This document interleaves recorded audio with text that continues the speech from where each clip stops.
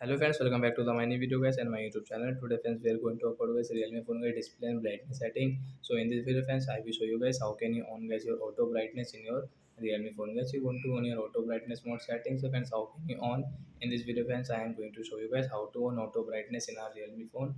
So guys now let's see how to on auto brightness.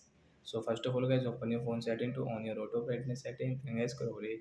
Friends you can see the display and brightness settings and step here. And yes, you can see your auto brightness setting. So friends, you want to on, so you can on from here. And yes, you can use your auto brightness setting.